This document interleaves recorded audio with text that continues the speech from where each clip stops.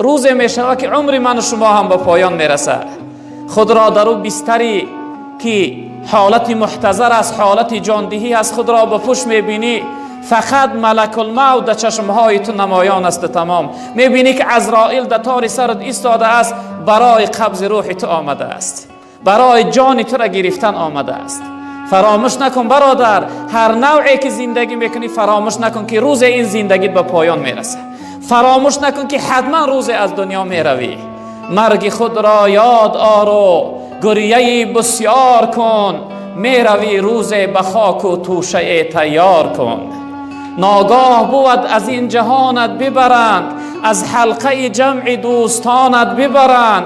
غافل منشین زمانت ببرند، گر تو نروی کشانت ببرند. ببندند دست و پایت را، پوشانند چشمهایت را. این مزرع عمر از نشاط آمده پاک، دهقان اجل نکیش جز تخم هلاک. چون دانه گندم همه باسد دل چاک، از خاک برآمدند و رفتند به خاک.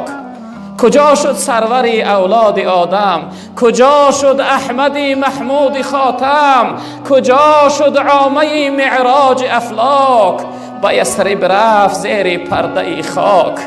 اگر دنیا به کس پاینده می بود، محمد تا به این دم زنده می بود. اگر دنیا به کس میکرد وفایی، نمی کرد از آن حضرت جدایی. زنم فریاد و گویم تا قیامت، کجایی یا محمد یا محمد صلی الله علیه و سلم. این همون دنیا هست برادر عزیز. مغرور دنیا نشویم، در فریب دنیا نخوریم. ما و شما بنده رمضان نیستیم، ما بنده الله رب العالمین هستیم. نشوه که بعد از رفتن ماه رمضان راه مسجد فراموش کنیم. نشوه که بعد از رفتن رمضان دما نماز قضا کردن سر شوه. نشوه که بعد از رفتن رمضان، بعد از اینکه خداوند ما را پاکیزه از گناه کرد، دوباره خود را آلوده و بدبخت رسوا بگردانیم. برادران عزیز و بزرگوار، این تعلیمات پیغمبر بزرگوار برای ما باید یک درس بزرگی باشه. زندگی بکن، هر نوع میخواهی زندگی بکن، اما فراموش نکن که روز زندگی تو به پایان میرسه، زندگی تو ادا میشه و تمام میشه.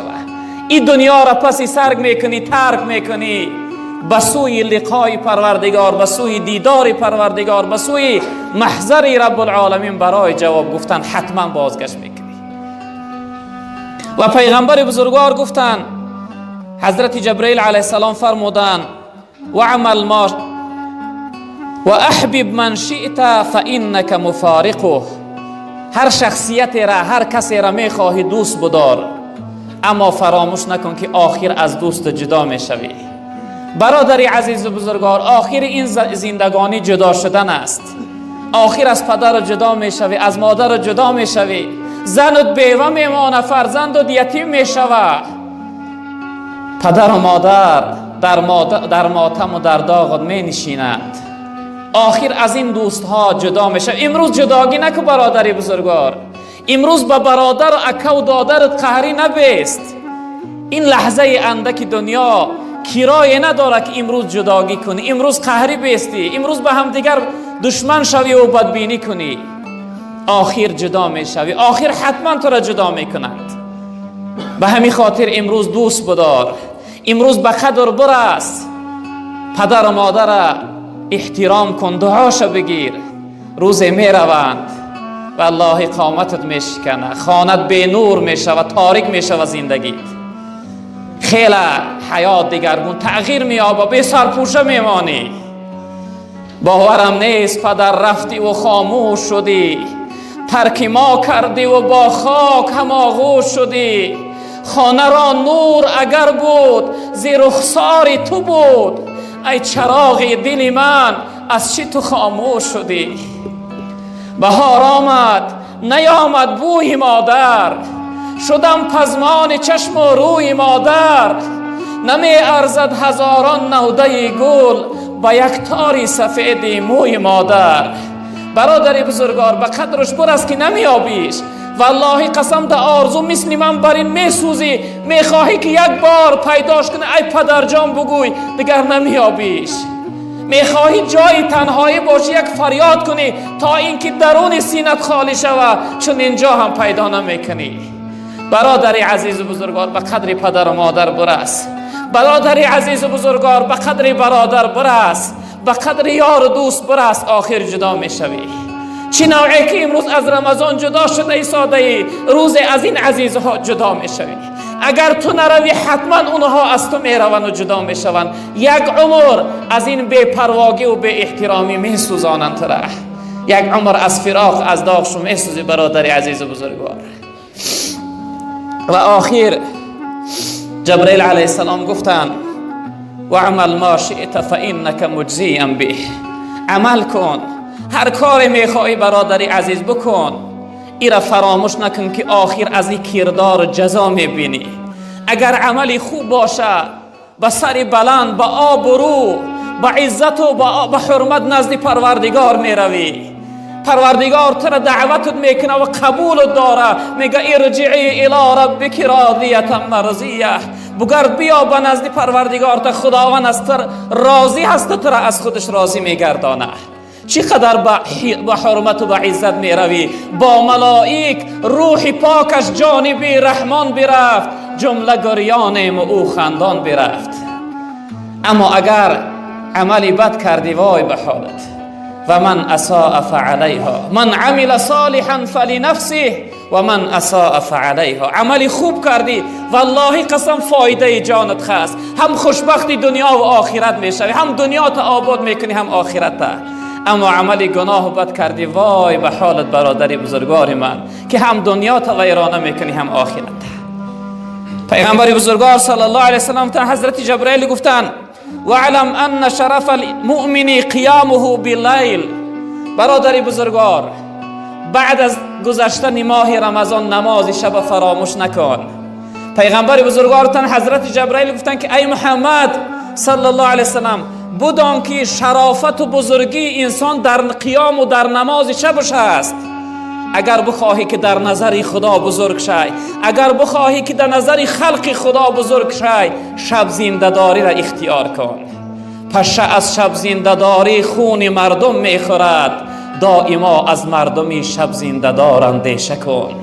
از انسان‌هایی که شب زنده‌دار هستند، عبادت شب دارند، از تیر آه اونها حذر کن. از اونها خیلی هوشیار باش که تیر آه اونها بسیار نشان رسه هست. برادر بزرگوار، بعد از رفتن ماه رمضان برای خودت وظیفه کن، توشه آخرت ذخیره کن، زاد توشه آخرت جمع کن، نماز شب داشته باش. حضرت جنید بغدادی رحمت الله علیه وفات کرد. بعد از گذشتنش در خواب یکی از شاگرداش در آمد، پرسید گو حضرت برای من بگو بعد از وفات کدام عمل زیادتر برای انسان دستگیر می شود، کدام عمل زیادتر انسان فایده میکنه؟ حضرت یک آهی سر کشیدن گفتن ای فرزندم، یگان عملم به اندازه 2 رکعت نماز شبم برای من دستگیری نکرد. نماز شب به نظر اندک نگاه نکو برادری بزرگوار، نماز تهجد بخوان، نماز شب داشته باش. خواب این کار انسانیت نیست. کار چی کنی که با عجل باشد و جفت، برخیز خواب که عمر می باید خوب. در لحظت و دخاک خیلی خواب می روی، این دنیا جای خواب کردن نیست برادری عزیز. هوشیار باش، نماز شب از دست ندی. و در آخر جبرئیل علیه السلام گفتن و عزت مؤمن این کنارجویی از مردم است، یعنی طمع نکردن، در فکری ضرر و زیان مردم نبودن است. اگر بخواهی که در نظر خدا، در نظر خلق خدا عزیز شوی، محترم شوی، امروز در فکری خیانت همدیگر نباش، در فکری ضرر و زیان همدیگر نباش. یگان انسان به چشم بد نگاه نکو برادری بزرگوار. هر کسی را اگر تو بد میبینی، ایره عمیق بدان که وی بنده الله رب العالمین است.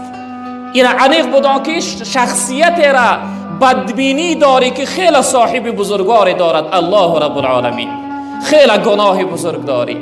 اگر بتوانی دل به دست آر که حج اکبر است، از هزاران کعبه یک دل بهتر است. کعبه بنیادی خلیل آزر است، دل نظرگاهی جلیل اکبر است.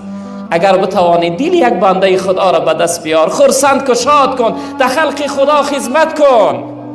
اگر از دست نمی آید ضرر و زیان ندی، بد نبین، آزار نتی، سخنی بد نگو، غیبت نداشته باش، منت نکن. منانی فقط صفت ذاتی، فقط الله حق منت داره و خلاص. یگان شخصیت حق منت دیگر نداره برادری عزیز و بزرگ.